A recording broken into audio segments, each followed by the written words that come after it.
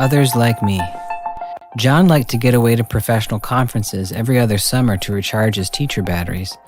This year he decided to go to one in Tampa that was about popular music and music education. He attended session after session with music professionals, administrators, and music educators who talked passionately about songwriting, playing within the groove, and teaching vocal improvisation. John had never been to a conference like this one. It seemed to validate the things that he'd been doing in his classroom. I struck up a conversation with him about this. I find myself constantly and consistently trying to recruit PhD students to come and study at my university.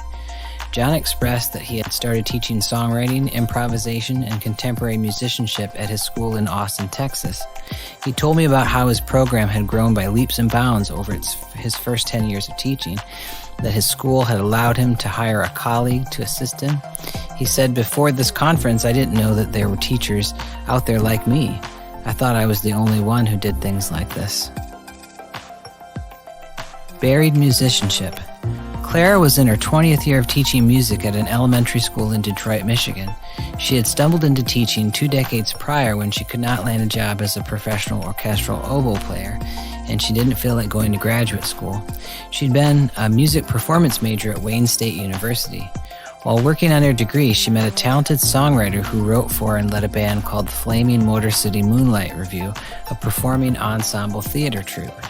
She found a creative outlet in the group like none she had ever experienced.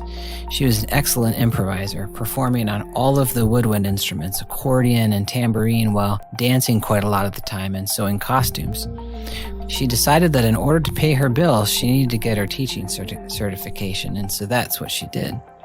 She got her first job teaching middle school band and orchestra in a school in downtown Detroit. She found the job to be tremendously rewarding. Her students were her life, and the program grew and grew along with her passion and directing skills. About 10 years into her job, though, it started to get mundane.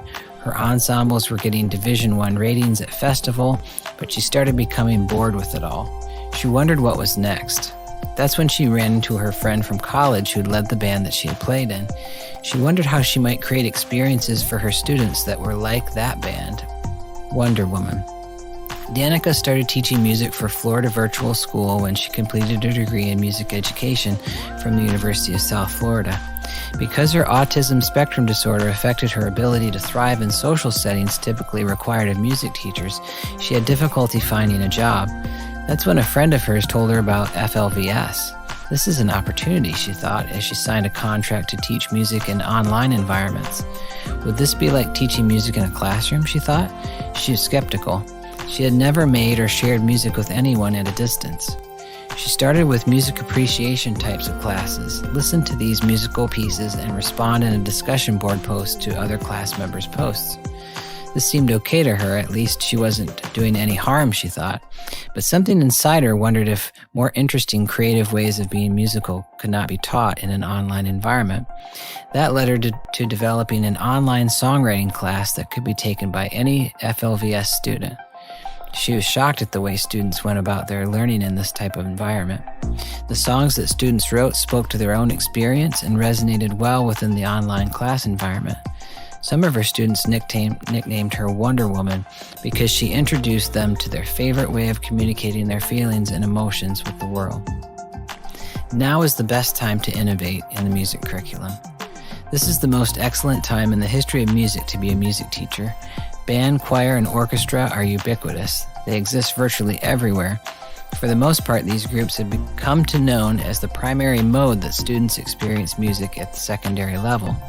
Similarly, elementary school classrooms feature approaches by Orff, Kodály, Dalcroze, and music learning theory, among a host of others.